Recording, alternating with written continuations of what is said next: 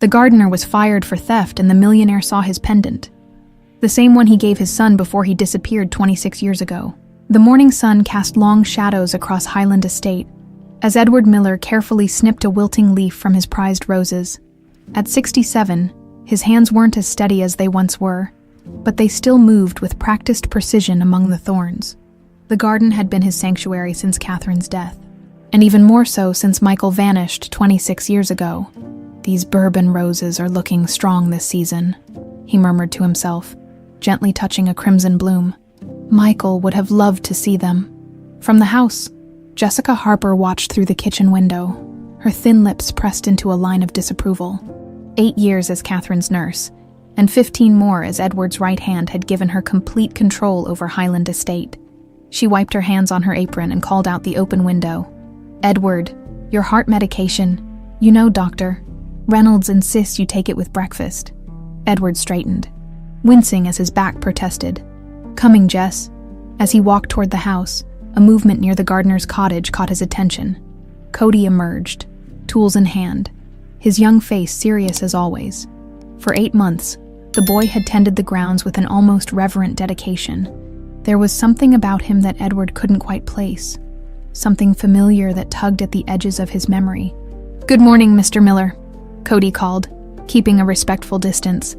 "Morning, boy. The east section needs attention. Betty always said those roses were the thirstiest." At the mention of Betty, a shadow crossed Cody's face. "Yes, sir. I remember." Jessica appeared at Edward's side, small white pills in her outstretched palm. "Edward, inside.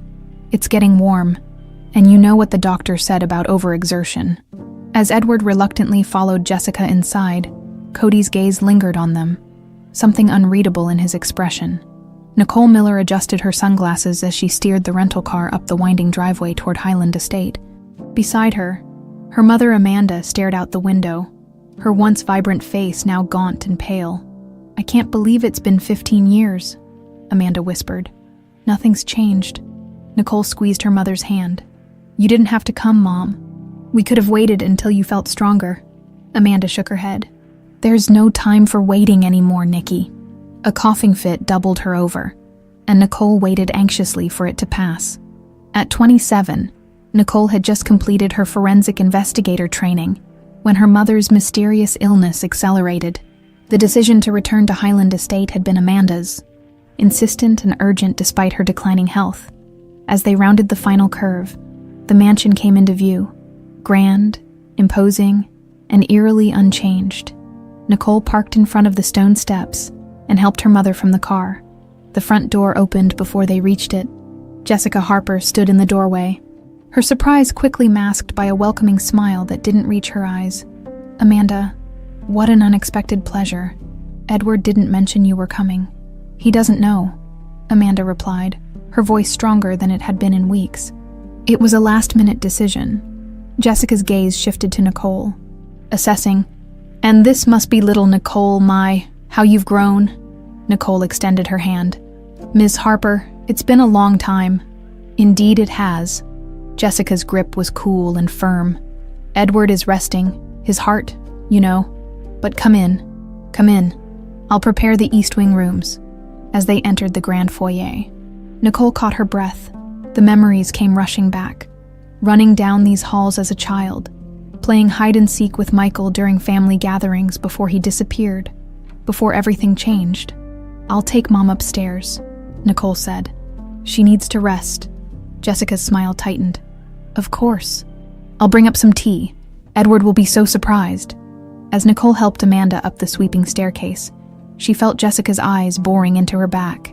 Edward was dozing in his study when a knock at the door roused him. Jessica entered, her face uncharacteristically flustered. "Edward, you have visitors." "Amanda is here, with Nicole." Edward sat up straight, the fog of medication clearing instantly. "Amanda, here. Why wasn't I told they were coming?" "It was a surprise, apparently," Jessica replied, her voice neutral despite the tension in her shoulders. "They're settling in upstairs. Amanda doesn't look well." Edward stood, steadying himself against his desk. "What do you mean, what's wrong with her?" "I'm not sure yet, but it reminds me of..." Jessica hesitated. "Of what?" Edward demanded. Of Katherine, in the early days. The color drained from Edward's face. That's impossible, that was. It was a rare condition. The doctors said, I know what they said. Jessica soothed, taking his arm. Let me help you upstairs. And Edward, try not to upset yourself, your heart, remember. From the garden, Cody watched the newcomers through the roses. The younger woman, tall, confident, helped the older one from the car. Something about her struck him, sending a jolt of recognition through his chest. This had to be Nicole, Michael's cousin. Betty had described her, shown him old photographs, explained the connection. He hadn't expected her to return now, just as his plan was taking shape. Months of careful work, gaining Edward's trust, searching for evidence while avoiding Jessica's suspicious gaze, and now this complication. Cody retreated to the gardener's cottage and pulled out the old tin box hidden beneath a loose floorboard. Inside lay newspaper clippings, notes in Betty's spidery handwriting, and the silver medallion, his father's medallion. The angel's face gleamed in the afternoon light, the inscription still clear. To my son Michael, your blood is my blood, until eternity, Father. A soft knock at his door made him hastily hide the box. Through the window, he saw Nicole standing outside, her posture straight but hesitant, taking a deep breath. Cody opened the door, careful to maintain the persona he'd crafted. Can I help you, miss? Nicole studied him with keen eyes. I'm Nicole Miller, Edward's niece. I was hoping to speak with the gardener about the roses.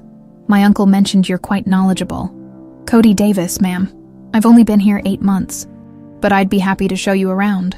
As they walked toward the main garden, Nicole cast a sideways glance at his profile. Have we met before, Mr. Davis? You seem familiar somehow. Cody kept his eyes on the path ahead. I don't believe so, Miss Miller. I think I'd remember. Back at the main house. Amanda Miller lay in her bed, her breathing labored. From her handbag, she withdrew a small leather-bound journal, its pages yellow with age, Katherine's diary, the one she'd managed to hide from Jessica years ago.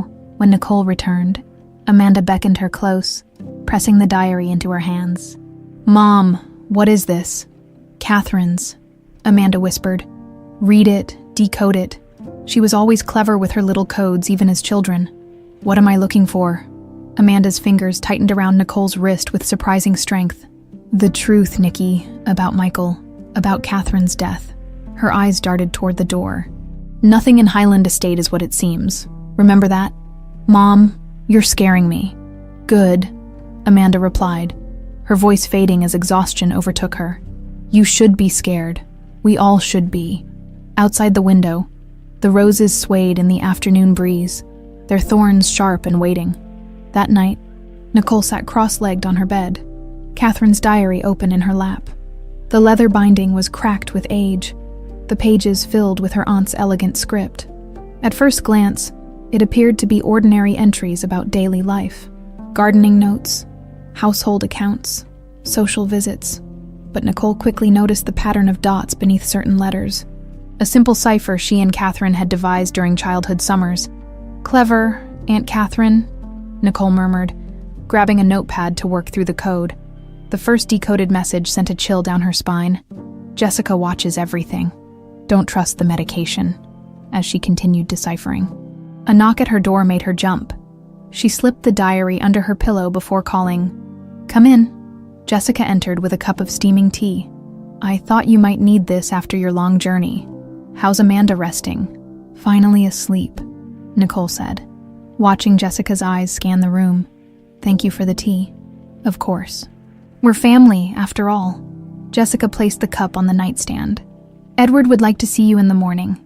He's quite overwhelmed by your sudden arrival. I'm sure he is, Nicole replied, keeping her tone neutral. Mom was insistent we come now. Jessica lingered by the bookshelf, fingers trailing over old volumes. Amanda never did explain why she left so abruptly after Katherine's funeral. Some losses are harder to bear than others. Indeed, Jessica's smile didn't reach her eyes. Well, drink your tea before it gets cold. Good night, Nicole. After Jessica left, Nicole stared at the untouched cup. She waited 10 minutes, then quietly dumped the liquid into a potted plant, her aunt's warning echoing in her mind. The following morning, Edward sat in his study, gazing at an old photograph of Michael. The boy had his mother's eyes and Edward's stubborn chin. He looked up when Nicole entered, hastily returning the photo to a drawer. "Uncle Edward," Nicole said, embracing him. "It's been too long." "Look at you," Edward replied, his voice thick with emotion. "The spitting image of your mother at your age." He gestured to a chair. "Sit, please. Tell me about your work." "A forensic investigator. That's quite impressive," Nicole smiled. "Just finished my certification. I was planning to start at the county lab next month, but with Mom's condition," Edward's expression darkened. "Yes, Jessica mentioned Amanda isn't well. What exactly is wrong?" "The doctors aren't sure. Progressive weakness, confusion, stomach pains." Nicole hesitated. "Mom says it reminds her of Aunt Katherine's illness." Edward's hand trembled as he reached for a glass of water. That's impossible. Katherine had a rare degenerative condition." "Did she?" Nicole asked quietly. "The symptoms started after Michael disappeared, right?" Edward stared out the window at the rose garden, where Cody was carefully pruning the white blooms. "Michael," he whispered. "So headstrong. Just like me, if only I'd listened." Nicole followed his gaze. "What happened that night, Uncle Edward?" Mom would never talk about it. 26 years earlier, rain pounded on the windows of Highland Estate as thunder rolled across the sky. In Edward's study, voices rose above the storm. "She's a Thompson, for God's sake," Edward shouted, slamming his fist on the desk. "Have you forgotten their family tried to bankrupt us? That Robert Thompson diverted our water rights for years?" 18-year-old Michael stood his ground, chin raised defiantly. "Sarah isn't her father. I love her, and I won't let your ancient feud dictate my life." Katherine placed a calming hand on her husband's arm. "Edward, please, Michael's an adult now." "An adult," Edward scoffed. "He's throwing away his future for a summer romance." "It's not just a romance," Michael insisted. "Sarah's pregnant." The room fell silent except for the rain. Edward's face drained of color. "You've made a Thompson girl pregnant," he finally said, his voice dangerously quiet. "Get out." "Edward?" Katherine gasped.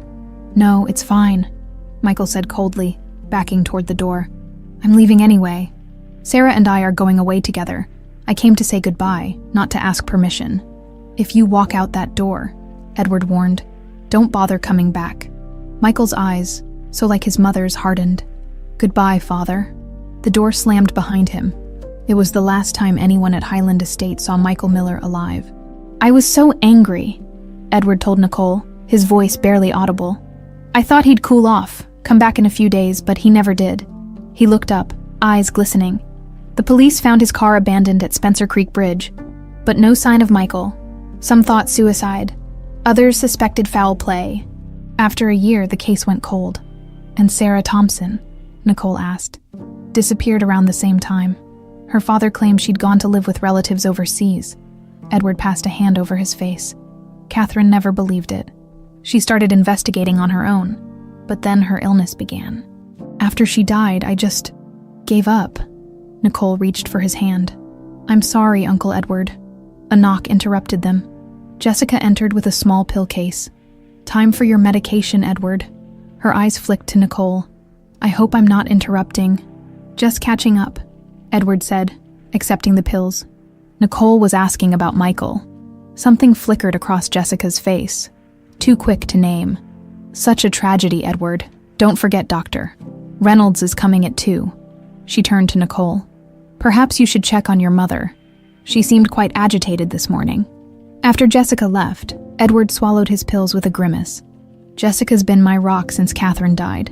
Don't know what I'd do without her." Nicole nodded, watching how quickly the medication seemed to dull her uncle's eyes. "I should go see Mom. We'll talk more later." Outside, Nicole found Cody trimming the hedge that bordered the eastern lawn. Something about his methodical movements captivated her, each cut precise, almost reverent. "You seem to genuinely care about these gardens," she said, approaching. Cody glanced up, then returned to his work. "Plants are honest, Miss Miller. They respond to how you treat them.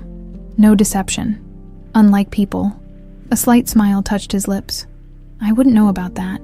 How did you come to work at Highland Estate?" Betty, the previous gardener, was a family friend. When she passed, Mr. Miller needed help. Simple as that. Nicole studied his profile. There was something oddly familiar about his features.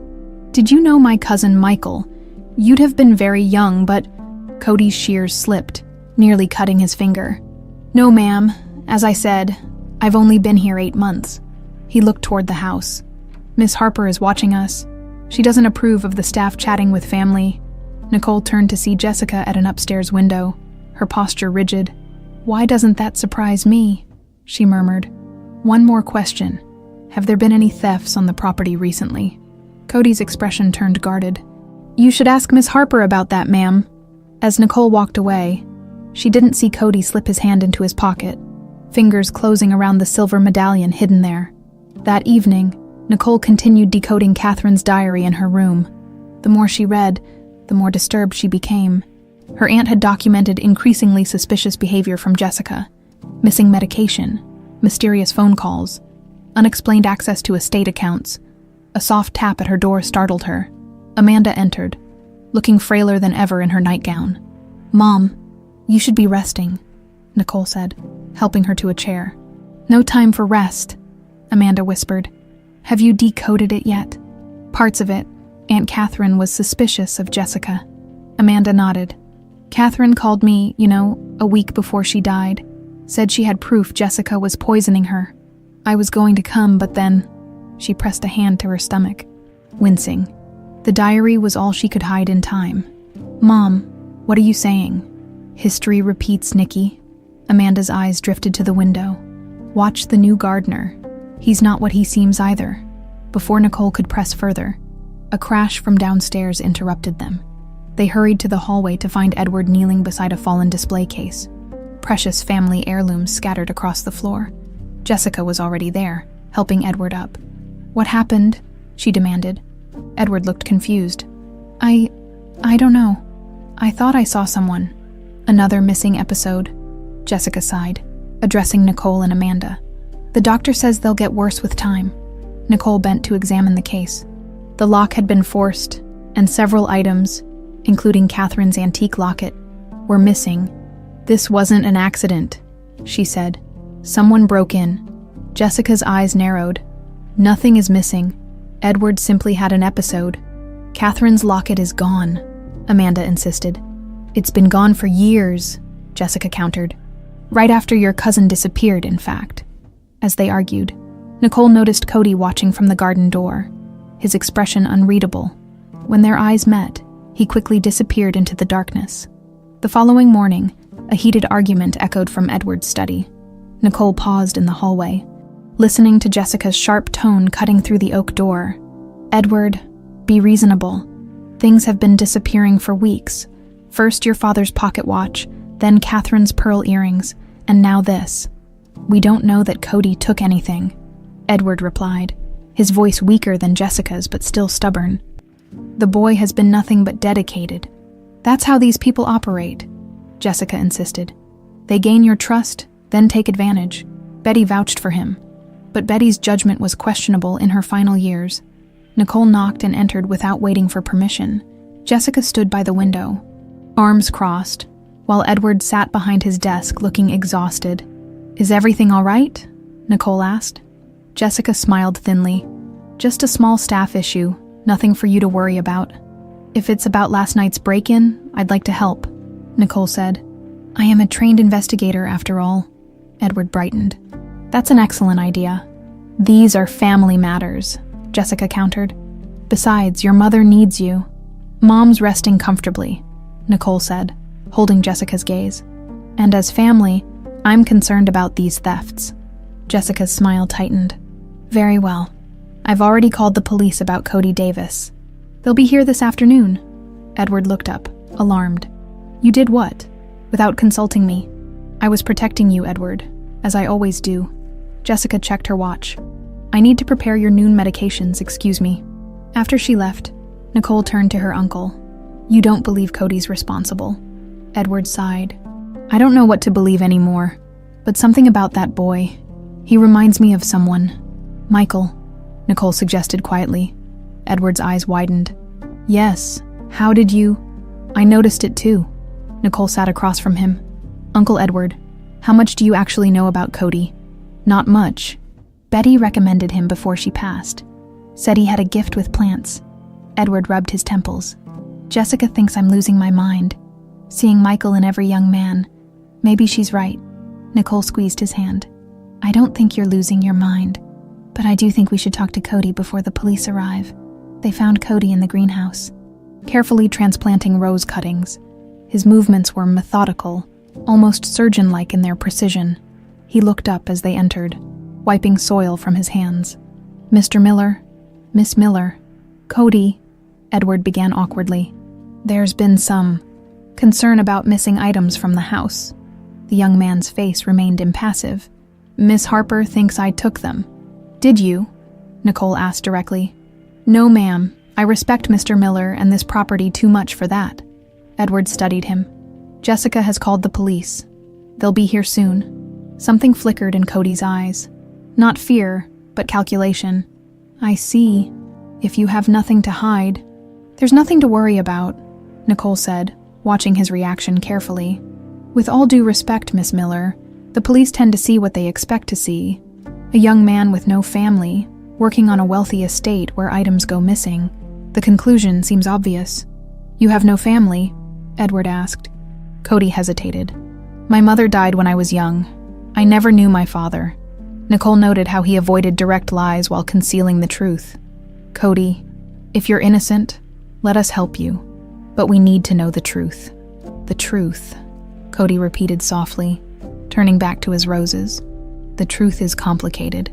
Miss Miller, Edward stepped forward. I'm not going to let an innocent man be accused without a chance to defend himself. Jessica may run this house, but I still own it. Cody looked up, surprised at Edward's sudden firmness. Thank you, sir, but I think it might be better if I left. I've saved enough to... Nonsense, Edward interrupted. I won't hear of it. You're staying. At least until we sort this out. As they left the greenhouse, Nicole whispered to her uncle. That was unexpected. Edward straightened his shoulders. Sometimes Jessica forgets whose name is on the deed. By afternoon, dark clouds gathered over Highland Estate.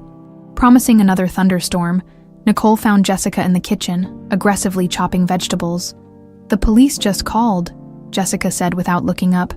They're delayed until tomorrow, apparently. Petty theft isn't a priority. That's unfortunate, Nicole replied, keeping her tone neutral. Uncle Edward has decided Cody stays until there's proof against him. Jessica's knife paused mid-chop. Edward isn't thinking clearly. His medication. About that, Nicole interrupted. What exactly are you giving him? His symptoms seem to worsen after each dose. Jessica's smile was cold as ice. I'm a registered nurse, Nicole. Edward's medication is prescribed by Dr. Reynolds. If you have concerns, take them up with him. She resumed chopping with renewed vigor, though I doubt he'll appreciate a newly certified forensic technician questioning his expertise. Investigator, Nicole corrected. And I'm not questioning his expertise, just your administration of it. Their standoff was interrupted by a crash of thunder, followed by Edward's voice shouting from the front of the house. They rushed to find him at the open door, rain pouring in as he called out to Cody, who was walking down the driveway with a duffel bag slung over his shoulder. Edward, close the door. You'll catch your death, Jessica scolded. Edward ignored her. Cody, come back here this instant. The young man paused, rain plastering his hair to his forehead, but didn't turn. Edward stepped onto the porch despite Jessica's protests. That's an order, not a request. Reluctantly, Cody trudged back toward the house. As he climbed the steps, his foot caught on the uneven stone. He stumbled, dropping his bag. The contents spilled across the wet porch. Clothes, a dog-eared book, and something small and silver that skittered to a stop at Edward's feet. The world seemed to freeze as Edward bent to pick up the medallion. His hands trembled as he turned the silver angel over, revealing the inscription on the back. Where did you get this? He whispered, voice barely audible above the rain. Cody stood motionless, rain streaming down his face. Sir, I can explain. This was Michael's. Edward looked up, his eyes wild. I gave this to my son on his 15th birthday. How do you have it? Jessica pushed past Nicole. He stole it, obviously, just like the other items. No, Edward said, his voice gaining strength. This wasn't in the house. Michael was wearing it the night he disappeared. A heavy silence fell, broken only by the pounding rain. Nicole stepped forward. "Cody, you need to tell us the truth now." The young man's shoulders sagged. "Can we go inside? It's a long story." In Edward's study, Cody sat with a towel around his shoulders, the medallion now on the desk between them. Jessica hovered near Edward, her face a mask of concern that didn't reach her eyes. "My mother was Sarah Thompson," Cody began, his voice steady despite his dripping clothes. "She died when I was 8. Betty raised me after that." Edward leaned forward. "Betty, our Betty." Cody nodded. "She was friends with my mother when Sarah died. Betty took me in, raised me in a small town about 50 miles from here. Convenient that neither woman is alive to verify this tale," Jessica commented. Cody ignored her. "Before she died, Betty told me about Highland Estate, about the Miller family. She said I had a right to know my history." He reached for the medallion. "She gave me this, said it belonged to my mother, who got it from a man she loved, a man named Michael Miller." Edward's face had gone pale. "If what you're saying is true, then you're Sarah Thompson's son," Cody finished carefully. "Yes, sir," Jessica scoffed. "This is absurd. He's clearly lying to avoid arrest. Sarah Thompson disappeared the same time Michael did. Everyone knows that." "Not exactly," Cody countered. "She went into hiding when she discovered she was pregnant. Her father would have disowned her for carrying a Miller child." Nicole studied him intently. "You said you were 8 when she died. That would make you 26, Cody supplied quickly. "The same age Michael would have been when he disappeared," Nicole noted. The timeline didn't quite add up, but she kept that observation to herself. Edward stood suddenly, swaying slightly. I need to think." He picked up the medallion, clutching it tightly. "No one is calling the police. No one is leaving until I figure out what's happening in my house. Everything stays as it is." He looked at Cody. "Including you, young man." As Edward left the room, Jessica close behind, Nicole remained, watching Cody's face carefully. "You're not telling the whole truth," she said once they were alone. A sad smile touched his lips. "No one in this house is Miss Miller. Not even you." Nicole slipped into her mother's darkened room, moving quietly to avoid waking her. Amanda lay still, her breathing shallow, skin waxy in the dim light filtering through the heavy curtains. On the bedside table sat 3 amber prescription bottles with Jessica's precise handwriting on the labels. Carefully, Nicole photographed each bottle with her phone, then using a small plastic bag from her pocket, collected a sample from each. As she worked, Amanda's eyes fluttered open. "Nikki," she whispered, "be careful." Nicole took her mother's hand. "How are you feeling?" "Like I'm disappearing piece by piece." "Just like Katherine did." Amanda's fingers tightened around Nicole's. "Did you find anything in the diary?" "Some things," Nicole admitted. "But it's slow work with the code, Mom. I need to ask. Did you start feeling sick before or after you decided to come here?" Amanda's cloudy eyes focused briefly. "Before, that's why I came. I recognized the symptoms from watching Katherine waste away. The doctors are baffled, but I know." Her voice dropped lower. "It's her, just like with Katherine." "Jessica," Nicole confirmed. Amanda nodded weakly. "I suspected for years, but had no proof. Then last month. She came to visit me, brought tea and biscuits. So thoughtful." Her laugh turned into a cough. 2 days later, I couldn't get out of bed. Nicole's blood ran cold. "She poisoned you. Watch your uncle," Amanda warned. His heart condition started the same way. Confusion, weakness, strange episodes. A soft knock interrupted them. Nicole quickly pocketed the samples as the door opened to reveal Jessica with a tray. "Time for Amanda's medication," Jessica announced, her smile professional. "How are we feeling today?" "Tired," Amanda replied, her earlier alertness evaporating. "So tired." Jessica efficiently arranged pills into a small cup. "These will help with the pain." She glanced at Nicole. "You look exhausted, dear. Why don't you get some rest? I can sit with Amanda." "I'm fine," Nicole said firmly. "I'll stay."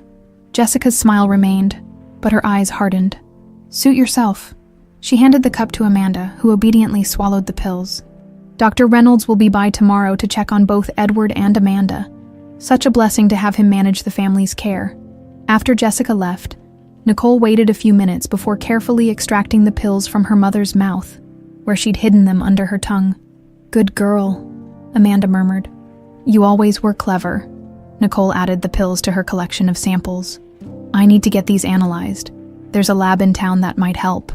Amanda's eyelids drooped. "The gardener. Watch him too, not what he seems." "Rest, Mom," Nicole whispered, kissing her forehead. "I'll handle everything."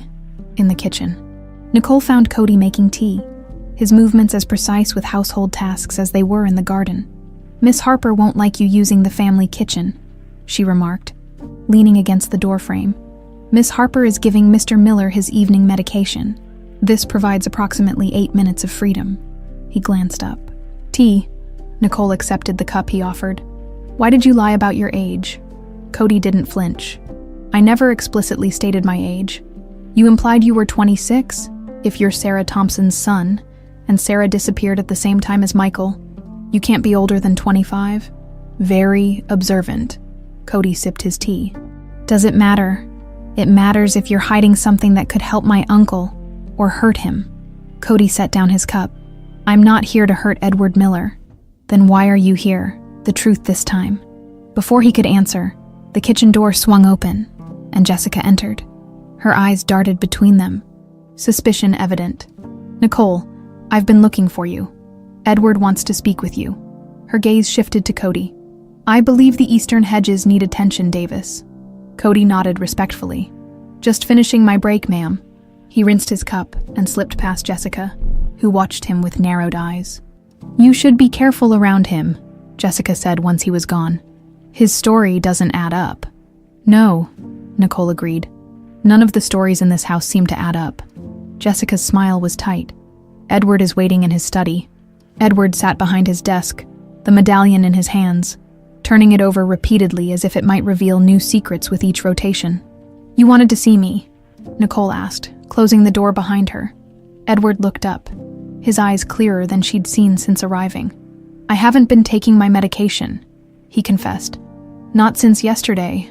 My mind feels sharper." Nicole sat across from him. "Maybe that's because you don't need as much as you've been given." Edward's brow furrowed. "What are you suggesting?" "Uncle Edward, do you remember when your heart condition was diagnosed?" He thought for a moment. "About 5 years ago, I started having episodes. Confusion, weakness. Jessica was concerned and called Dr. Reynolds. He's been treating me since. And Dr. Reynolds is an old colleague of Jessica's from her nursing days. He retired to private practice." Edward's eyes narrowed. "Nicole, what are you getting at?" "I'd like to take samples of your medication to be analyzed." Edward stared at her. "You think Jessica is—" "No, that's impossible. She's cared for this family for decades." "Uncle Edward, my mother is experiencing the same symptoms Katherine had, and now you. Don't you find that strange?" Edward clutched the medallion tighter. "Even if what you're suggesting were true, why, what would Jessica gain?" "Control of Highland Estate," Nicole said simply. "She's been managing everything for years, with you increasingly dependent on her, and no direct heirs." "But Michael's son," Edward trailed off, looking down at the medallion. "If he is Michael's son," Nicole cautioned, "we only have his word and a medallion that could have been acquired in other ways." Edward sank back in his chair. "I don't know what to believe anymore." He pushed a small leather box across the desk. "My medication. Take what you need for your tests." Nicole carefully collected samples. "I'll have answers soon. Until then, keep pretending to take the pills and watch Cody. We still don't know his true intentions." The town's medical laboratory was small, but well-equipped. Dr. Sanchez, an old friend of Nicole's from university, agreed to analyze the samples as a personal favor. "This is highly irregular," she said, labeling the containers. "You realize I should be asking for proper documentation." "I know, Elena, but this is family. I think someone's being poisoned." Dr. Sanchez raised an eyebrow. "That's a serious accusation. What am I looking for?" "Start with common neurotoxins, something that would cause progressive weakness, confusion, stomach aches, heart palpitations. That narrows it down to about 50 substances." Elena sighed. "I'll run the tests. But if I find something illegal, I'm obligated to report it. I'm counting on it, Nicole replied, when Nicole returned to Highland Estate. She found her mother's room empty, the bed neatly made. Panic surged through her until she heard voices from the garden. Through the window, she spotted Amanda in a wheelchair, Edward beside her, both watching Cody work among the roses. Jessica approached from behind. "The fresh air is good for them both," she said, her voice startling Nicole. "Your mother insisted despite my concerns about her strength. How thoughtful of you to allow it," Nicole replied, not bothering to hide her sarcasm. Jessica's professional mask slipped for just a moment, revealing something cold and calculating beneath. "Family is everything to me. Nicole, I've dedicated my life to caring for the Millers, something you might understand if you hadn't stayed away for 15 years. Is that why you visited my mother last month? Out of family dedication?" Jessica's expression didn't change, but Nicole noticed her hands tighten briefly. Someone had to check on Amanda. Edward was too ill to travel. How convenient that she became ill right after your visit. "Coincidences happen," Jessica said smoothly. "Just like Cody Davis showing up right after Betty died. Just like you arriving now, when Edward is most vulnerable." She glanced at her watch. "Excuse me, it's time for Edward's medication." As Jessica walked away, Nicole watched her brother go to her uncle, pills and water in hand. Edward obediently put them to his mouth, then discreetly slipped them into his pocket. When Jessica turned to Amanda, in the garden, Cody looked up and caught Nicole's eye. The silent acknowledgement that passed between them surprised her, a moment of unexpected alliance against a common enemy. Her phone buzzed with a text from Elena. "Preliminary results. Call me ASAP. This is serious. Aconitine." Dr. Sanchez's voice crackled through Nicole's phone as she paced the length of her bedroom.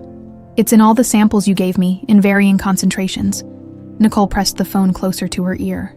"Aconitine? What is that?" "A neurotoxin derived from monkshood, also called wolfsbane or aconite. It's a flowering plant, highly toxic, causes gastrointestinal issues, then progresses to numbness, weakness, visual disturbances, and eventually heart arrhythmias." Elena paused. "Nicole, this isn't accidental. The concentrations are too precise, too consistent to be environmental contamination. Someone's administering it deliberately," Nicole confirmed, her worst fears validated. "Exactly, and they know what they're doing. Small doses over time, building up in the system, it mimics numerous natural illnesses, making it hard to detect unless you're specifically looking for it." Another pause. "You realize I have to report this to the authorities." "I know, but give me 24 hours first. I need to gather more evidence." After ending the call, Nicole sat on the edge of her bed, Katherine's diary open beside her. The latest decoded entries painted a clear picture of her aunt's growing suspicion of Jessica, but suspicion wasn't proof, and proof was what she needed to protect her family. A soft tap at her door made her quickly hide the diary. "Come in," Cody entered, closing the door quietly behind him. "Miss Harper is occupied with your mother." "We don't have much time." Nicole studied him, weighing her options. Finally, she decided to take a chance. "The medications my uncle and mother have been taking contain aconitine, a poison derived from a plant." If Cody was surprised, he didn't show it. "Monkshood. It grows in the northeastern corner of the property. I've been removing it systematically since I arrived." "You knew," Betty suspected. Before she died, she'd been collecting samples of Katherine's medication. Her notes mentioned symptoms consistent with aconite poisoning. Nicole leaned forward. "Cody, it's time for the whole truth. Who are you really?" He hesitated, then straightened his shoulders. "Not here. There's something I need to show you first. Michael's old room. Have you been inside?" "It's been locked since I arrived. Jessica keeps the key, but I know another way in. Meet me there in 20 minutes. 3rd floor, East Wing." The 3rd floor of Highland Estate was rarely used, filled with guest rooms that hadn't seen visitors in years. Michael's room stood at the end of the hallway, door firmly closed with a heavy padlock securing it. Nicole arrived to find Cody already waiting, silently indicating she should follow him. He led her to the adjacent room, then to a connecting bathroom. Removing the mirror above the sink revealed a small service passage. "The original owners built maintenance passages between rooms," he explained. "Betty showed me when I first arrived. The passage was narrow and dusty, clearly unused for decades. They emerged into Michael's bedroom, frozen in time like a museum exhibit to a lost son. Posters of 90s rock bands adorned the walls, trophies lined a shelf, and a collection of baseball caps hung on hooks. "Jessica keeps it exactly as it was," Cody said softly. "Comes in weekly to dust, but nothing is ever moved or removed." Nicole ran her fingers over the desk, examining framed photographs. Michael with his parents. Michael playing baseball. Michael grinning at the camera with his arm around a pretty blonde girl. "Sarah Thompson," Cody confirmed, noticing her interest in the photo. "She was beautiful." "Yes, she was." His voice carried a weight of sadness that seemed too personal for someone who claimed to have lost his mother at 8. Nicole turned to face him. "What are we looking for? Betty told me Michael had a hiding place, somewhere even his parents didn't know about." Cody moved to the bookshelf, scanning the titles. She wasn't sure exactly where, but thought it might be near his favorite books. They searched methodically, checking behind picture frames, under floorboards, inside the mattress. Finally, Nicole noticed a slight discoloration on the wall behind the headboard. Pressing against it revealed a loose panel that slid aside, exposing a small cubbyhole. Inside was a metal box, rusty with age. Nicole pulled it out with trembling hands and placed it on the bed between them. The lock was old and yielded easily to Cody's pocketknife. The contents were a time capsule of young love and desperate plans. Letters from Sarah to Michael, tied with faded ribbon, a small ultrasound image, a map with a route marked in red, leading to a town hundreds of miles away, and beneath everything, a journal with Katherine's name inscribed on the first page. "This isn't the same diary my mother gave me," Nicole said, flipping through the pages. "Katherine must have kept multiple journals," Cody suggested. "This one seems more personal." The entries were not coded but written in clear, increasingly frantic language. Nicole read aloud from the final pages. June 15th. Michael has been gone a week. Edward refuses to call the police, insisting he'll return when he comes to his senses. I found Sarah's number and called her parents home, but Robert Thompson said she'd left for Europe. I don't believe him. Something is terribly wrong. June 20th. Jessica suggested a private investigator, someone discreet who won't embarrass the family. I agreed, desperate for any help. She recommended someone she knew from nursing school whose brother works in law enforcement. July 3rd. The investigator found nothing. It's as if both Michael and Sarah vanished into thin air. Edward is drinking heavily. Jessica has moved into the guest room to be available at all hours. July 15th. I'm beginning to feel strange. Stomach pains, dizziness. Doctor says it's stress and prescribed rest. Jessica has been preparing all my meals, insisting I need to keep up my strength. August 4.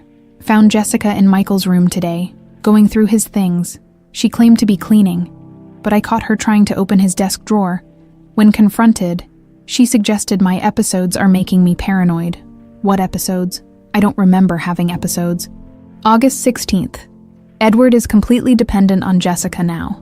I'm too weak to intervene. My hands shake so badly I can barely write.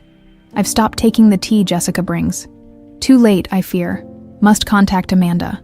The final entry trailed off mid-sentence. Nicole closed the journal, her throat tight. She knew. Yes, Cody agreed, but couldn't prove it in time. Nicole picked up one of Sarah's letters, reading silently before looking up at Cody with widening eyes. This letter. Sarah tells Michael she's 2 months pregnant. She's excited but terrified about their plan to run away together. She shuffled through the remaining letters. The last one is dated the day before Michael disappeared. They were meeting at Spencer Creek Bridge to leave town together. Cody reached for the ultrasound image. Their child. You. Nicole met his gaze steadily. That's what you couldn't tell us downstairs. You're not just Sarah's son. You're Michael's son, too. You're a Miller. Before Cody could respond, a distant crash followed by a shout echoed through the house. They quickly replaced everything except Katherine's journal and hurried back through the passage. Downstairs, they found Amanda collapsed on the parlor floor, Jessica kneeling beside her. Checking her pulse, Edward stood frozen in the doorway, face ashen. What happened? Nicole demanded, rushing to her mother's side. She insisted on walking unassisted. Jessica explained, her voice clinical. Against my explicit instructions, She collapsed before I could reach her. Amanda's eyes fluttered open, focusing on Nicole. "Don't," she whispered. "Don't drink." "Shh. Save your strength," Jessica soothed, efficiently administering an injection. "This will help with the pain." "What are you giving her?" Nicole asked sharply. "A mild sedative Dr. Reynolds prescribed." Jessica's smile was professional but cold. "Edward, you should take your medication as well. All this excitement isn't good for your heart." Edward's hand went to his chest. "Perhaps you're right. I do feel rather strange." He swayed slightly, face paling further. "Uncle Edward." Nicole moved toward him, but Jessica was faster. "It's another episode," Jessica declared, taking Edward's arm. "Cody, help me get him to his room, Nicole. Stay with your mother until I return." As they guided Edward away, Nicole noticed a small smile playing at the corners of Jessica's mouth. She turned back to her mother, who had again lost consciousness, a thin trail of spittle at the corner of her lips. "Hang on, Mom," she whispered. "I'm going to end this, I promise." The hospital corridor was sterile and quiet, save for the distant beeping of monitors and the soft-soled footsteps of nurses making their rounds. Nicole sat outside Edward's room, her body tense as she watched Jessica speaking with Dr. Reynolds, a thin man with wire-rimmed glasses whose professional demeanor couldn't quite mask the nervous glances he kept shooting in Nicole's direction. "Heart arrhythmia, that's the official diagnosis," Jessica announced as she approached Nicole. "Dr. Reynolds wants to keep him overnight for observation, but he's confident Edward will recover with proper medication." "What a relief," Nicole replied, her voice deliberately neutral. "And what about the blood tests I requested? The toxicology screen?" Jessica's smile tightened. "Dr. Reynolds doesn't believe those are necessary given Edward's known condition." "I insist," Nicole said, standing to match Jessica's height. "As does my uncle." Dr. Reynolds cleared his throat. "Miss Miller, your uncle's symptoms are consistent with cardiac arrhythmia. Running unnecessary tests would only burden our limited resources and—" "Dr. Reynolds," Nicole interrupted. "I've already submitted samples of my uncle's medication to the state laboratory. They've identified aconitine, a potent neurotoxin. I'd hate to inform them that Highland General Hospital refused to conduct standard toxicology screenings on a potential poisoning victim." The doctor's face paled. "Poisoning? That's a serious accusation." "One easily verified with proper testing," Nicole countered. Jessica placed a reassuring hand on the doctor's arm. "James, perhaps it's best to humor them. When the tests come back negative, it will put these ridiculous suspicions to rest." Dr. Reynolds nodded stiffly. "I'll order the tests, but I maintain that this is unnecessary." As he walked away, Jessica's composed facade slipped just enough for Nicole to glimpse the fury beneath. "You're making a mistake, Nicole.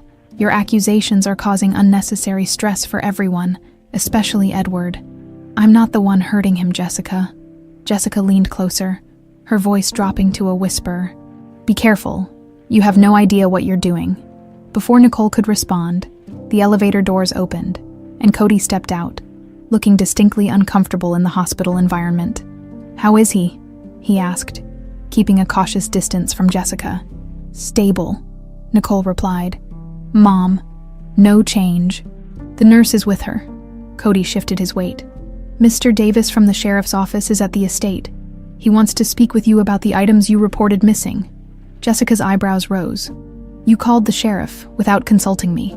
"I'm a forensic investigator reporting potential evidence in what I believe is a criminal case," Nicole replied calmly. "I don't need your permission." Jessica's smile returned, cold and calculating. "Of course. Well, I'll stay with Edward. He'll want a familiar face when he wakes." She turned, pausing to add, "Cody, I believe your presence here is inappropriate. You should return to your duties." After she disappeared into Edward's room, Nicole led Cody to a quiet corner of the waiting area. "Any news from your lab contact?" he asked. "Elena confirmed aconitine in all the samples." Nicole replied, "She's reported it to the authorities, but it could take days for them to act. We don't have that kind of time." Cody nodded. "What do you need from me?" Nicole studied him, making a decision. The truth. All of it. This time. They found a small cafe across from the hospital, quiet enough for private conversation. Cody wrapped his hands around a coffee mug, staring into its depths as if gathering courage. Betty raised me, just as I told Edward, he began. But I was only a few months old when Sarah died. Not 8 years. Betty was Sarah's midwife when she gave birth in hiding. She delivered me in a cabin 50 miles from Highland Estate. And Michael, Nicole prompted gently. Gone by then. Sarah never knew what happened to him. She waited at Spencer Creek Bridge that night, but he never arrived. Cody's knuckles whitened around the mug. Betty said Sarah was convinced Jessica had something to do with his disappearance. She'd overheard Jessica arguing with Michael the day before, threatening to tell Edward about what really happened to Katherine if Michael didn't end things with Sarah. So Sarah went into hiding to protect their child. You. Cody nodded. She was terrified Jessica would come after her next. For 8 years, we moved from town to town, always looking over our shoulders. Then Sarah started getting sick. The same symptoms Katherine had. Within months, she was gone. Jessica found her, Nicole concluded. Betty thought so. She moved us even further away after that. Changed my name. Kept me hidden. When I was old enough, she told me everything. About my parents. About Highland Estate. About my inheritance. His voice hardened. And about Jessica Harper. Yet you came here, right into her territory. Why? Because Betty was dying, and she was afraid her knowledge would die with her. She'd spent years gathering evidence against Jessica, but as a housekeeper, no one took her seriously. Cody finally looked up. I came to finish what she started, to expose Jessica for what she is, and to claim your birthright, Nicole suggested. A sad smile crossed his face. I never expected Edward to accept me. I just wanted justice for my parents. He hesitated. There's more. After your mother arrived, Jessica became erratic, nervous. She started checking the old stables at night. The stables. They've been abandoned for years. Exactly. Something's hidden there. Something she doesn't want found. Nicole's phone buzzed with a text from Elena. Hospital talk screen ordered by Dr. Reynolds mysteriously canceled. Called in a favor with lab tech. New samples being drawn now. We need to move quickly, Nicole said, showing him the message. Jessica's getting desperate. Which makes her dangerous, Cody warned. Betty suspected Jessica personally killed 4 people. Michael, Katherine, Sarah, and an old caretaker who caught her tampering with Katherine's food. If she thinks we're close to exposing her, Nicole's mind raced with possibilities. We need proof, concrete evidence that will convince the authorities to act immediately. The stables, Cody suggested. Whatever she's hiding there, it must be important. Tonight then, Nicole decided. After everyone's asleep. As they left the cafe, Cody hesitated. Nicole, there's one more thing you should know. About us. That we're cousins. She smiled slightly at his surprised expression. I figured that out already. And it doesn't bother you. That you're my long-lost cousin. Why would it? Something flickered in his eyes. Disappointment. No reason. We should get back to the hospital. When they returned, they found Frank Parker, the former caretaker, sitting beside Edward's bed. Jessica was notably absent. Frank, Nicole exclaimed. I didn't know you were in town. The older man stood, embracing her warmly. Heard Edward was in the hospital, couldn't stay away. He nodded respectfully to Cody. You must be Betty's boy. She spoke highly of you in her letters. You knew Betty? Cody asked, surprised. For 40 years, Frank confirmed. We kept in touch after Jessica had me fired. Betty never trusted that woman, and neither did I. He lowered his voice. I need to speak with you both, privately, about the night Michael disappeared. They found an empty consultation room. Frank's weathered hands trembled slightly as he spoke. I've carried this too long, he began. That night, I was checking the property before a big storm hit. Saw Jessica driving toward the old stables around midnight. She had her headlights off, moving slow, like she didn't want to be noticed. Cody leaned forward. Did you see Michael? Frank shook his head. Not then, but I noticed her trunk was open a few inches. Like something was too big to fit properly. I followed at a distance, curious. She pulled up to the stables, and I lost sight of her for maybe 20 minutes. When she came back, the trunk was closed, and she was covered in mud, despite the rain not having started yet. Did you investigate? Nicole asked. Tried to. Next morning I went to check. But Jessica caught me, said if I valued my job, I'd keep my nose out of family business. Frank's eyes darkened. 2 weeks later, she accused me of stealing from the house. Edward was too grief-stricken over Michael to question her, and I was gone that same day. Nicole exchanged a glance with Cody. Frank, would you be willing to make a statement to the sheriff? That's why I'm here after all these years. It's time for the truth. Frank stood. Betty always said that boy would come back to Highland Estate one day, one way or another. He looked meaningfully at Cody. Guess she was right. After Frank left, Nicole turned to Cody. We need to search those stables tonight. Whatever Jessica's hiding, it's been there for 26 years. And if we find what I think we'll find, Cody asked quietly. Nicole squeezed his hand. Then you'll finally have justice for your parents, and maybe Edward can finally have peace. The moment lingered between them. Hands still joined, until a nurse appeared to announce that Edward was awake and asking for them both. Edward looked frail against the stark hospital sheets, but his eyes were clearer than Nicole had seen since her arrival at Highland Estate. The hospital had administered fluids and electrolytes, flushing some of the toxins from his system. Jessica's gone to get coffee, he said when they entered. His voice was weak but determined. We don't have much time. Nicole sat beside him, taking his hand. The blood tests confirmed aconitine poisoning. Dr. Reynolds tried to cancel them, but a lab technician ran them anyway. Edward closed his eyes briefly.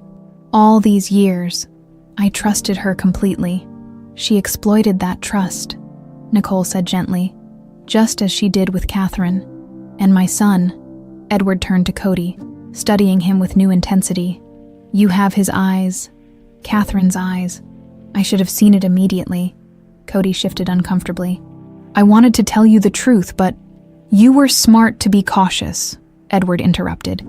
If Jessica had realized who you were, he didn't finish the thought.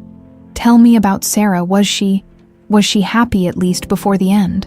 She was strong, Cody replied carefully. She never stopped loving Michael, or hoping that someday we could come back to Highland Estate as a family. Edward's eyes filled with tears. I was a fool. My pride cost me everything. My son, my wife, and 26 years with my grandson. He squeezed Nicole's hand. Your mother. Stable but weakening, Nicole reported. The doctors are working to identify the exact toxin variant to administer the right antidote. Edward nodded grimly. Jessica won't stop. She's too close to getting what she wants. Which is what, exactly? Nicole asked. Highland Estate. Edward's voice hardened. She's been positioning herself for years, becoming indispensable, isolating me from friends and family, gradually taking control of my finances, with no direct heir. She likely assumed everything would eventually come to her. But then Cody appeared, Nicole said, and Mom and I arrived, disrupting all her careful plans. Edward attempted to sit up straighter, wincing at the effort. The sheriff contacted me. They're searching for Jessica's financial records based on your evidence. Cody moved closer. We believe Jessica hid evidence at the old stables. Frank Parker saw her there the night Michael disappeared. Understanding dawned in Edward's eyes. Michael's body. We're going to investigate tonight, Nicole explained. If we find what we suspect, the authorities can't continue to ignore our claims. Edward reached for Cody's hand, clasping it alongside Nicole's. Be careful. Jessica is dangerous when cornered. The door opened, and Jessica entered with a tray of coffee cups. Her practiced smile faltered slightly at the tableau before her, but quickly recovered. Well, isn't this cozy? She remarked, setting down the tray. Edward, you should be resting, not entertaining. They're family, Jessica, Edward replied, his voice stronger. Something you've tried very hard to keep away from me. Jessica's smile remained fixed. I've only ever had your best interests at heart. You know that. She turned to Nicole and Cody. Visiting hours are nearly over. Edward needs his rest. Actually, Nicole said, standing, the doctor suggested familiar faces would help keep him oriented. I'll be staying tonight.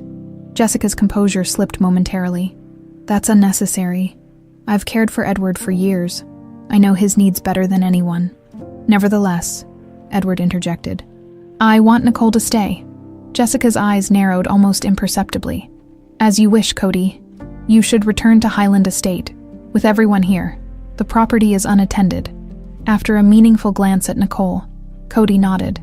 Of course. I'll check on Mrs. Miller as well. As he left, Jessica busied herself adjusting Edward's pillows and checking his IV line. Dr. Reynolds is concerned about these unnecessary tests, Nicole ordered. They're placing additional strain on your system.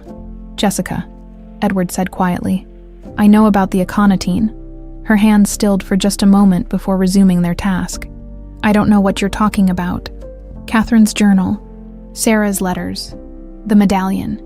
It's all coming together now. Edward's voice was calm but firm. What did you do to my son? Jessica straightened, her mask of concern transforming into something cold and calculating. You're confused, Edward. The medication is affecting your thinking. Perhaps we should call Dr. Reynolds to prescribe more poison, Nicole interjected. Jessica's laugh was brittle. This is absurd. I've dedicated my life to this family. Why would I harm any of you? Highland Estate, Edward replied simply. You've always wanted what wasn't yours. Something dangerous flashed in Jessica's eyes. Everything I did was for us, Edward. Katherine was weak. She couldn't handle the responsibilities of the estate. And Michael, he was going to throw away his inheritance for that Thompson girl. The admission hung in the air between them. Edward's face had gone pale. So you did kill him? Jessica straightened her shoulders. I protected what was ours. What should have been ours. Her voice dropped to a near whisper. I loved you for years while you were blind to everything but Katherine. I was the one who held the estate together after she died. The one who cared for you when everyone else abandoned you. You poisoned me, Edward said, his voice breaking. Just like you poisoned Katherine. I saved you from yourself. Jessica's composure returned, a chilling calm settling over her features. This conversation is over. You're clearly not well, Edward. I'm going to speak with Dr. Reynolds about adjusting your medication. As she turned to leave, Nicole blocked her path. You're not going anywhere except to jail. Jessica smiled thinly. On what evidence? The ramblings of a sick old man, the desperate accusations of a niece who abandoned her family for 15 years, or perhaps the word of a gardener with suspicious motives. She stepped closer to Nicole. Choose your next move carefully. People have accidents at Highland Estate with alarming frequency. With that, she brushed past Nicole and out the door. At Highland Estate, Cody moved through the shadowy halls with practiced stealth. He'd learned the rhythm of the old house during his months there, which floorboards creaked, which doors hinged silently, making his way to Amanda's room.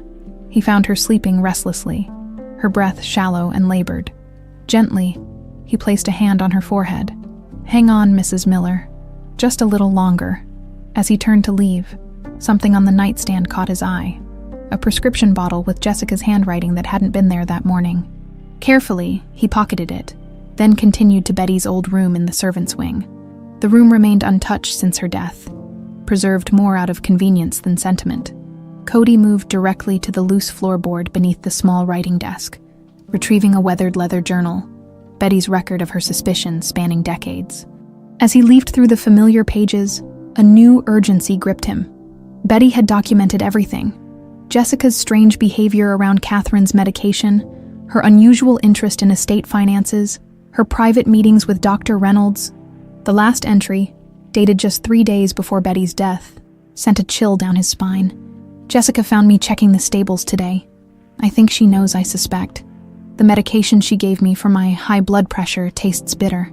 I've stopped taking it, but I fear it's too late. If anything happens to me, the truth is buried where Michael rests. God forgive us all for our silence. Cody closed the journal, a cold determination settling over him. Tonight, after 26 years, Michael Miller would finally be found. A sudden noise from downstairs startled him. Moving cautiously to the window, he saw Jessica's car pulling up the driveway. She emerged. Her movements hurried as she entered the house. Quickly, Cody slipped out of Betty's room, making his way to the kitchen and out the back door. From the shadows of the garden, he watched as lights came on in Jessica's quarters, then in the study. Minutes later, she emerged with a flashlight and a shovel, heading toward the old stables, heart pounding. He texted Nicole J back at estate, heading to stables with shovel. Moving whatever's buried. Coming. The response came immediately. On my way. Don't confront her alone. Wait for me. But as Jessica disappeared into the darkness, Cody knew there wasn't time to wait. Whatever evidence had lain buried for 26 years was about to disappear forever. Taking a deep breath, he followed the bobbing beam of her flashlight into the night. Rain began to fall as Nicole's car sped down the winding road toward Highland Estate, drops splattering against the windshield in an increasingly frantic rhythm that matched her heartbeat. She'd left Edward in the care of a sheriff's deputy with strict instructions that no one, especially not Jessica or Dr. Reynolds, was to administer any medication. Her phone buzzed with another text from Cody. "She's digging behind the north wall. Hurry." "I'm trying," she muttered, gripping the steering wheel tighter as she navigated a sharp curve. The headlights briefly illuminated a figure on the roadside. Frank Parker. Trudging through the rain with determination, Nicole slowed and rolled down her window. "Frank, what are you doing out here?" The old caretaker squinted against the rain. "Heading to Highland Estate," Sheriff called. "Said they want to speak with me tomorrow morning. Thought I'd walk over tonight. Be ready." "Get in." "Jessica's at the stables right now." Frank's eyes widened as he climbed into the passenger seat. "She's moving the body after all these years. She knows we're onto her," Nicole explained, accelerating once more. "All her careful plans are falling apart." Frank stared ahead grimly. "I should have spoken up 26 years ago. Maybe Katherine would still be alive. And Sarah. You couldn't have known what Jessica was capable of," Nicole assured him. "That's just it. I did know. I saw the way she looked at Edward, even when Katherine was alive, like she was entitled to him, to everything the Millers had." Frank shook his head. "Betty knew too. We talked about it. But who would believe the hired help over a trained nurse?" As they approached Highland Estate, Nicole killed the headlights and pulled onto a service road that circled behind the main property toward the old stables. The dilapidated structure loomed through the rain, its weathered boards silver gray in the moonlight. "Stay in the car," Nicole instructed, retrieving a flashlight from the glove compartment. Frank scoffed. "Not a chance. I've been waiting 26 years for this moment." They approached cautiously, the only sounds the pattering of rain on the rotted roof and the rhythmic scrape of a shovel from within. Nicole signaled for Frank to circle around to the back entrance while she approached the main doors, which stood slightly ajar. Through the gap, she could see Jessica illuminated by a battery-powered lantern, digging frantically in the earthen floor. Sweat mingled with rain on her face as she tossed aside shovelfuls of dirt. A sizable hole had already formed, revealing what looked like decayed fabric. Nicole's stomach tightened as she realized she was looking at the remnants of clothing still draped over human remains. She silently documented the scene with her phone's camera, then scanned the interior for Cody. He was nowhere in sight. Just as she was about to enter, Jessica stopped digging. "I know you're there," she called without turning around. "You always were too curious for your own good." Nicole froze, uncertain if Jessica was addressing her. 26 years I've protected this secret," Jessica continued, still facing the hole. "And now you think you can just expose everything, claim what isn't yours." A movement in the shadows to Jessica's left revealed Cody, partially concealed behind a rotting support beam. Jessica had been speaking to him, not Nicole. "It wasn't yours to take either," Cody replied, stepping forward. "Highland Estate, Edward's affection, none of it belonged to you." Jessica laughed bitterly. "I earned it, year after year of service, devotion, protection. What did Michael do to deserve his birthright? Or you?" She gestured contemptuously at the hole. "He was weak, just like his mother, ready to throw away generations of Miller legacy for a summer romance. He was going to be a father," Cody said, his voice tight with emotion. "He was taking responsibility." "Responsibility," Jessica spat. "He was abandoning his duty to the estate, to his family name." She raised the shovel slightly. "I tried to reason with him that night, told him to end things with the Thompson girl, return home where he belonged. He laughed at me, said I was pathetic, pining after his father all those years." Nicole eased the door open wider, stepping silently into the stables. Jessica was so focused on Cody she didn't notice. "So you killed him," Cody stated flatly. Jessica's grip tightened on the shovel. "It was an accident. One moment we were arguing, the next, the shovel was in my hands. He fell so quietly." Her voice took on a dreamlike quality. "I panicked at first, but then realized it was for the best. Edward would need me more than ever. The estate would finally have proper management. And Sarah, was she an accident too? Jessica's expression hardened. She was a complication. After Katherine, I thought all threats to my position were eliminated. Then I discovered Sarah had given birth to Michael's child. I couldn't allow another Miller heir to suddenly appear. So you tracked her down and poisoned her, Nicole said, making her presence known. Jessica whirled around, shovel raised defensively. The prodigal niece. Of course you'd be here too. Her eyes darted between Nicole and Cody. You're too late. Once I move these remains, there will be no evidence. Just the wild accusations of a disgruntled gardener and an absent family member against a devoted caretaker of 26 years. It's over. Jessica, Nicole said calmly, stepping closer. The sheriff has your financial records. The hospital confirmed aconitine poisoning. Frank Parker is giving his statement about the night Michael disappeared. As if on cue, Frank appeared in the back doorway. Hello, Jessica. Been a long time. Jessica's composure cracked. You, she hissed. I should have dealt with you years ago, just like Betty. Betty left evidence too, Cody added, holding up the worn journal. She documented everything. Her suspicions about Katherine's illness, Sarah's death, even her own poisoning. Jessica's eyes narrowed calculatingly. Evidence that will never make it to the authorities. In one swift motion, she reached into her pocket and withdrew a small revolver. This is regrettable, but necessary. Another tragic accident at Highland Estate. 3 intruders, shot while trespassing. Poor Edward, losing the last of his family in one night. Edward knows everything, Nicole said, trying to keep her voice steady despite the gun aimed at her chest. Killing us won't change that. Edward is a sick old man with dementia, Jessica countered. His testimony won't stand against mine, especially after his beloved niece and her newfound friend are revealed to have been conspiring to steal his fortune. That's your plan, Frank scoffed. Murder all 3 of us and claim self-defense. Jessica smiled coldly. It worked once before. Her finger tightened on the trigger. Goodbye, Cody. You're as much trouble as your father was. Time seemed to slow as the gun swung toward Cody. Nicole lunged forward instinctively, shouting a warning. The gunshot was deafening in the enclosed space, echoing off the rotted timbers. Pain exploded in Nicole's shoulder as the bullet found her instead of its intended target. She staggered backward, dimly aware of Cody shouting her name.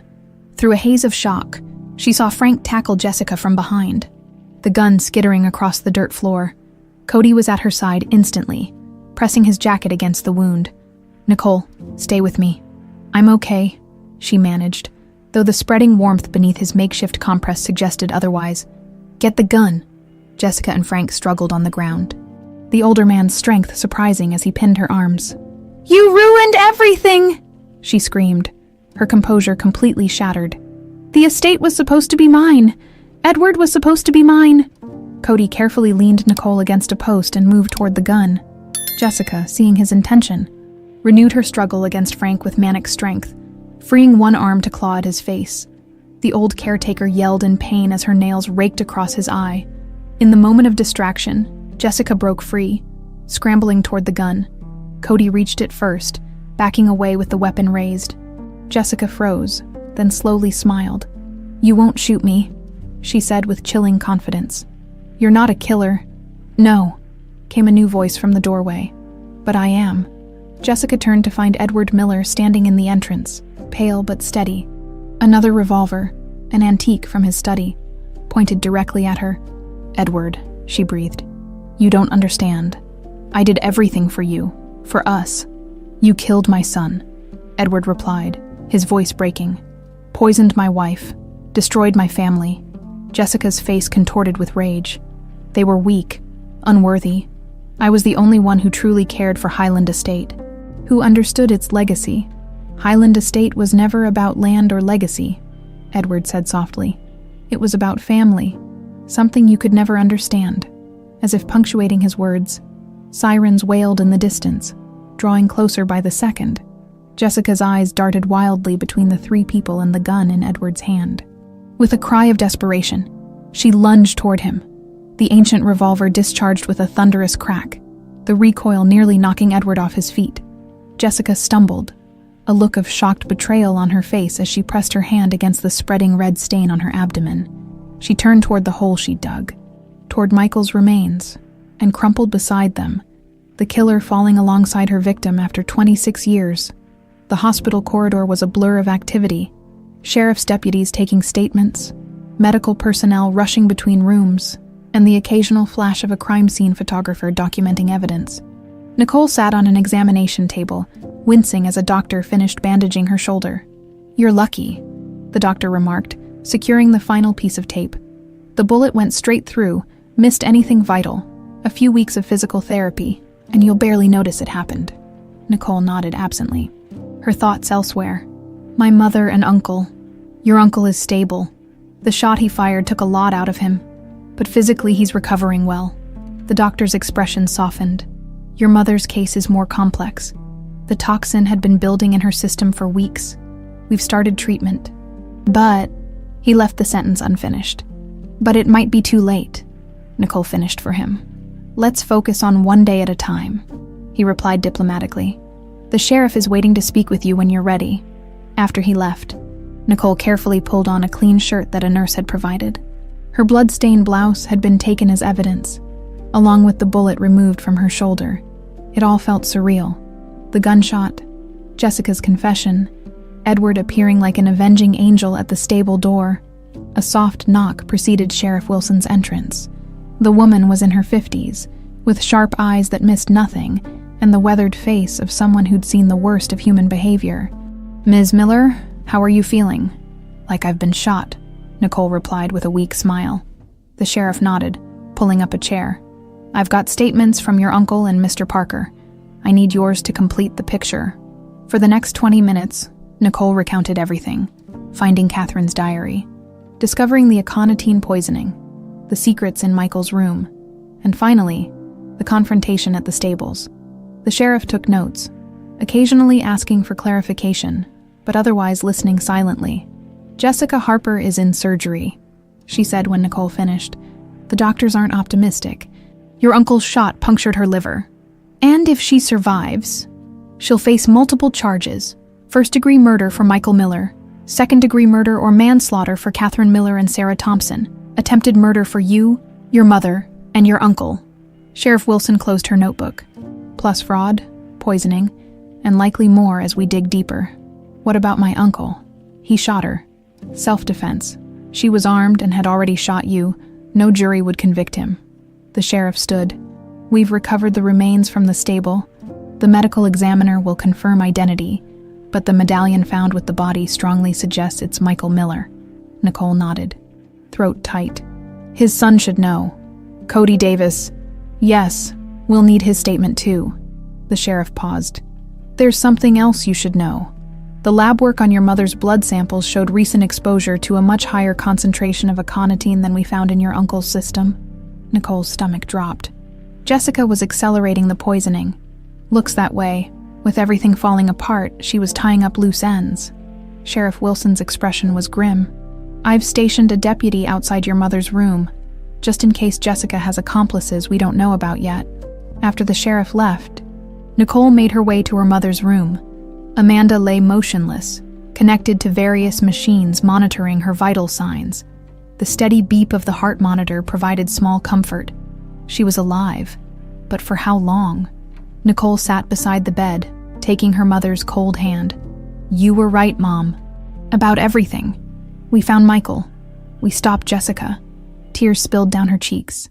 "Now you just need to wake up so we can go home. All of us together." A gentle clearing of throat announced Cody's presence. He stood awkwardly in the doorway, a disposable cup of coffee in each hand. "Thought you might need this," he said, offering one to Nicole. "Thanks." She accepted gratefully, the warmth seeping through her fingers. "Have you seen Edward?" Cody nodded, taking the seat opposite her. "They're discharging him tomorrow. The doctor says being off Jessica's medication for the past few days has already improved his condition dramatically." They sat in companionable silence, the rhythmic beeping of Amanda's monitors the only sound. Finally, Nicole spoke. "What happens now? With you and Edward, I mean." Cody stared into his coffee. "I don't know. For so long, my goal was exposing Jessica. I never really thought beyond that." You're his grandson, his only living descendant. By blood.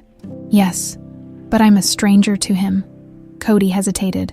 And there's more. The truth I couldn't tell either of you before. He took a deep breath. Jessica was partly right about one thing.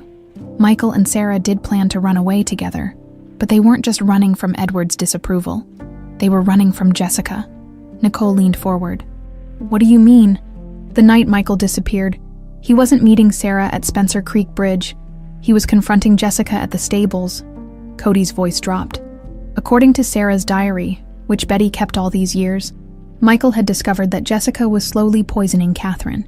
He had evidence, samples of medication, notes of Katherine's symptoms. He threatened to expose her if she didn't leave Highland Estate forever. And instead, she killed him. Nicole's hand tightened around her cup. Does Edward know this part? Cody shook his head. Not yet. I wanted to wait until he was stronger. He deserves the whole truth, no matter how painful. I know. Cody finished his coffee, crushing the cup slightly. There's more. The medallion. I didn't find it among Sarah's possessions as I implied. Betty recovered it from Michael's body the night he was killed. Nicole stared at him in shock. Betty knew all along where Michael was buried. She witnessed Jessica bury him. Cody confirmed. She was too afraid to come forward directly. Jessica had already threatened her. Instead, she took the medallion as evidence and spent years building a case against Jessica, gathering small pieces of proof. His expression darkened. When she finally felt ready to approach the authorities, she started experiencing symptoms. Jessica had poisoned her too. That's why Betty sent you, her last hope for justice. Cody nodded. She gave me the medallion, told me to get close to Edward, and find a way to expose Jessica without putting myself in danger. A bitter smile crossed his face. I failed at the last part, but succeeded at everything else, Nicole pointed out. Michael will get a proper burial. Jessica will face justice, one way or another, and Edward has found his grandson. Before Cody could respond, a nurse appeared in the doorway. Mrs. Miller, we need to draw blood for your mother's medication adjustment, and your uncle is asking for both of you. They found Edward in his room, sitting up in bed, looking remarkably improved. The confusion that had clouded his eyes for days had cleared, replaced by a sharp lucidity tinged with grief. The sheriff told me they found Michael, he said without preamble. After all these years, Nicole took his hand. Yes, they're still confirming. They're still. But the medallion was with him. Edward nodded slowly. I need to see him, to say goodbye properly. Uncle Edward, there's something you should know, Nicole began, glancing at Cody, about why Michael was at the stables that night, as Cody carefully explained what they had learned from Betty's records and Sarah's diary. Edward's expression shifted from grief to horror to something approaching pride. He was trying to protect his mother, Edward whispered. All these years, I thought he'd run away, abandoned us, but he was fighting for our family, just like his son has been doing, Nicole said softly. Edward turned to Cody, truly seeing him for the first time. You have his courage and Katherine's eyes. He reached for Cody's hand. I've lost too many years with my family already. I don't want to lose any more. A nurse appeared with a small kit. Mr. Miller, we need to run one more blood test before tomorrow's discharge. Edward nodded absently, still looking at Cody. Take whatever you need. As the nurse prepared the needle, she glanced between Edward and Cody. You know, we could do a quick compatibility test while we're at it, just in case you ever needed to donate blood to each other. With family, it's always good to know. Yes, Edward said firmly. Let's do that. Later, as twilight settled over the hospital, the nurse returned with the results. It's as we suspected, she said, handing Edward the paperwork. You're a perfect match for blood donation. The genetic markers confirm a direct familial relationship, grandfather to grandson, after she left. Edward stared at the paper, tears gathering in his eyes. Blood of my blood, he whispered. Proof at last. Cody stood awkwardly by the window. I should have told you everything from the beginning. No, Edward replied, looking up. You did what you had to do, what Betty taught you to do. He extended his hand. Welcome home, grandson. As Cody moved to take Edward's hand, an alarm suddenly blared from down the hall. Nicole recognized the code. A patient in distress. In the same instant, she realized it was coming from her mother's room. All three of them rushed toward the commotion, arriving to find medical staff performing CPR on Amanda's still form. "What happened?" Nicole demanded, trying to push past a nurse who blocked the doorway. Her heart stopped, the nurse explained, guiding her back. "The doctor is doing everything possible." For what seemed like hours but was only minutes, they waited in agony as the medical team fought to revive Amanda. Finally, the doctor emerged, his face grave. "We've stabilized her for now," he said, "but her system is shutting down. The poison damaged her heart significantly. I'm sorry, but you should prepare yourselves. It's unlikely she'll survive the night." 3 months later, Highland Estate basked in the golden light of early autumn. The main house gleamed with fresh paint. Windows sparkled in the sunshine, and the gardens bloomed with renewed vigor. Most striking was the new rosiral, a circular garden of carefully selected roses surrounding a simple granite marker inscribed with Michael Miller's name, birth date, and the words, "Beloved son." "Father, forever missed." Edward stood beside the marker, leaning slightly on a polished oak cane as he surveyed the garden. At 67, he looked older than his years, the ordeal with Jessica having left permanent marks. Yet there was an undeniable vitality in his eyes that had been missing for decades. The spark of a man who had found his purpose again. "Michael would have loved this," he said as Nicole joined him. "He always had a way with plants, even as a boy. Like father, like son," Nicole replied, glancing across the garden where Cody knelt, carefully tending to a young rosebush. "The apple doesn't fall far from the tree," Edward smiled, following her gaze. "No, it doesn't. Though sometimes it rolls quite a distance before taking root." He placed a weathered hand on her shoulder. "How are you feeling? That shoulder still giving you trouble?" Nicole rotated her arm experimentally. "Only when it rains. The physical therapist says I'm ahead of schedule." "Good. And your mother?" A shadow crossed Nicole's face. Amanda's survival had been deemed miraculous by the medical staff.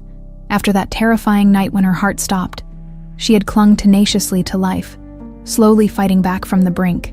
Now, she occupied a suite on the ground floor of Highland Estate.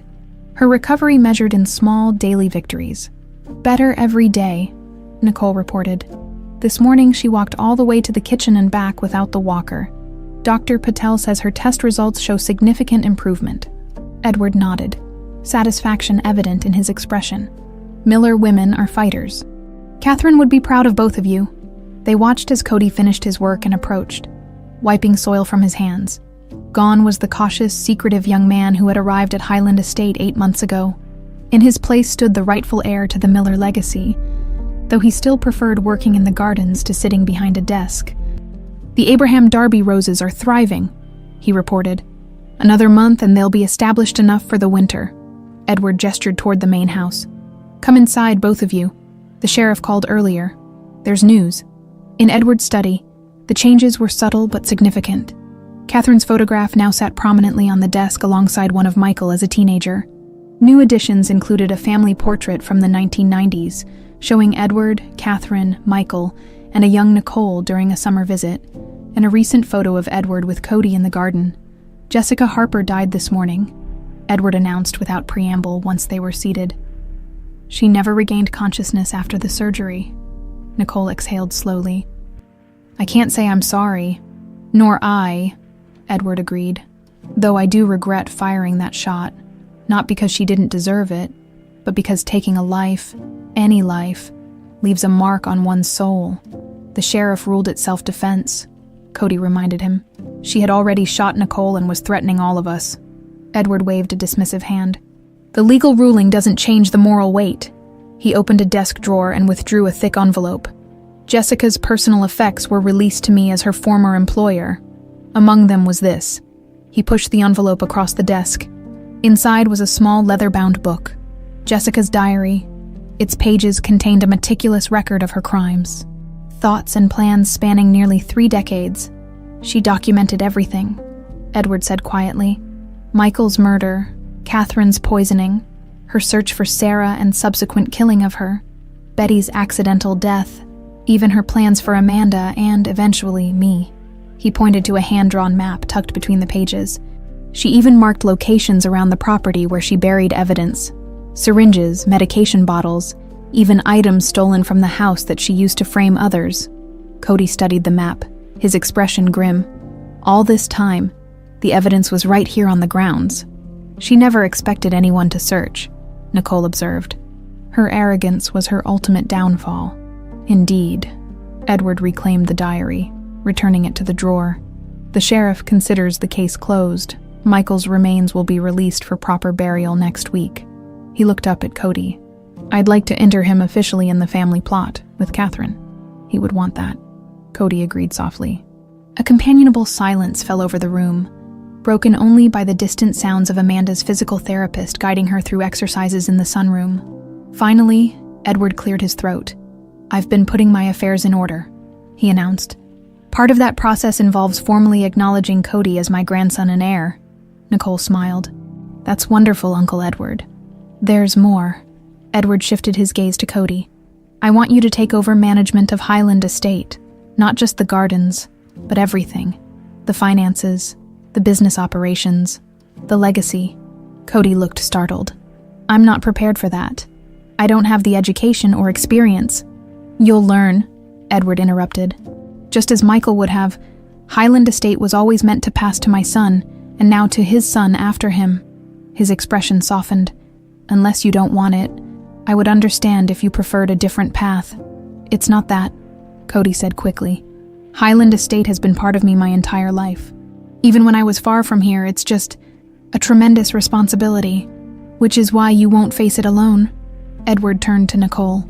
I've spoken with your supervisor at the county lab. They're willing to hold your position for another 6 months, while you help Cody learn the ropes here if you're willing. Of course. Nicole felt a flutter of surprise, followed by something warmer, a sense of rightness, of pieces falling into place. I'd like that, she said simply. Edward beamed. Excellent now. There's one more matter to discuss. He fixed them both with a knowing look. I may be old, but I'm not blind. I've seen how you two look at each other when you think no one is watching. Nicole felt heat rush to her cheeks as Cody suddenly found the carpet extremely interesting. Uncle Edward, she began. Let me finish, he said gently. You're technically first cousins once removed. Legally, there's no impediment to your relationship in this state. More importantly, you're both adults who found each other under extraordinary circumstances. We haven't really discussed. Cody gestured vaguely between himself and Nicole. Well, perhaps you should, Edward suggested with a hint of mischief. Life is too short to waste on hesitation. Katherine and I nearly missed our chance because of family expectations. I won't see the same happen to you. Before either could respond, Amanda appeared in the doorway, leaning on her walker but standing straighter than she had in weeks. Are you giving romantic advice, Edward? She asked, amusement coloring her voice. Because your own track record is hardly exemplary, Edward laughed, the sound youthful and carefree. Perhaps not, but I did get one thing right. I married for love, despite my parents' objections. Best decision I ever made. Amanda made her way to an empty chair, settling into it with a satisfied sigh. Nicole, help me to the garden later. I want to see the new roses. Of course. Mom. Amanda's gaze shifted to Cody. And you, young man. Betty would be proud of you. She always said you had Miller determination. Thank you, Mrs. Miller. Cody replied softly. That means a great deal. The conversation drifted to more mundane matters.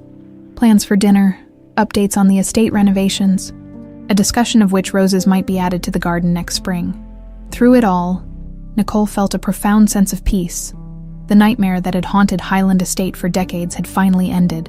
In its place, a new family was taking root, bound by blood, choice, and shared healing. Later, as the sun began to set, Nicole and Cody stood alone in the rose garden beside Michael's memorial. The first star appeared in the darkening sky, a silent witness to the moment. Your grandfather is quite the matchmaker, Nicole observed, breaking the comfortable silence. Cody smiled. Is it working? Instead of answering, Nicole reached for his hand, intertwining their fingers. What happens next, Cody Miller? He looked startled at the surname, then thoughtful. I haven't decided if I'll take the Miller name yet. You should. It's your birthright. She squeezed his hand.